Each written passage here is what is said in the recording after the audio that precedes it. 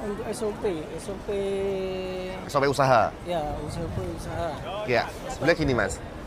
Saya pun juga sama ya, ada SOP. Kalau kita bicara SOP tujuan kita buat SOP itu untuk apa?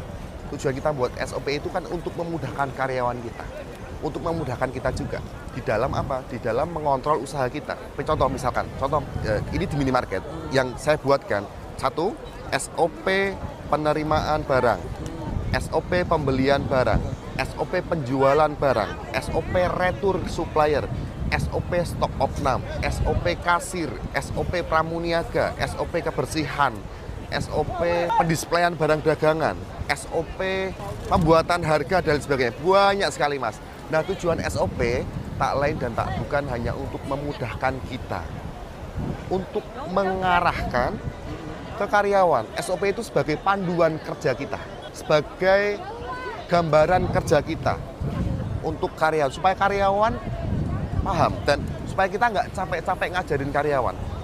Tinggal kita sampaikan ini loh SOP-nya, standar operasional prosedur di usaha kita. SOP penerimaan seperti ini, SOP penjualannya seperti ini, SOP stok opnam seperti ini. Ketika nanti ada orang baru, Mas Eko nggak capek ngajarin, karena sudah tertulis semuanya SOP-nya. Nah, maka menurut saya SOP ini bergantung kepada usaha apa yang kita jalani. Di minimarket tadi yang saya jelaskan. Tentunya di usaha lain tidak sama Mas. Mas Eko misalkan ada usaha jual beli alat-alat olahraga ya. Nah, tentunya tidak sama persis, tapi kurang lebihnya kan sama.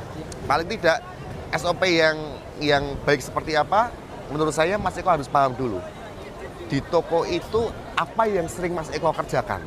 Dan itu dibuatkan standar operasional prosedur buat usaha Mas Eko. Mas Eko harus paham dulu nih, supaya bisa membuat SOP-nya.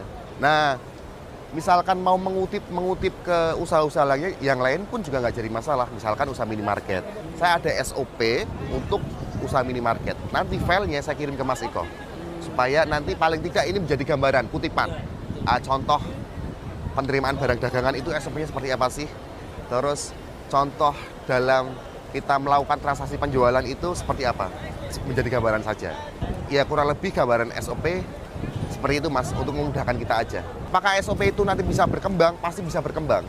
Ketika nanti ada sesuatu yang baru ya, SOP misalkan Mas Eko jualan perlengkapan apa? Perlengkapan olahraga. Nah, ternyata mau pengembangan, mau jualan kopi. Berarti kita buatkan SOP kopi kan? Nah, gitu kurang lebihnya. Gambarannya kurang lebih seperti itu. Saya izin pamit boleh? Karena ini istri udah dari tadi telepon aja. Siap.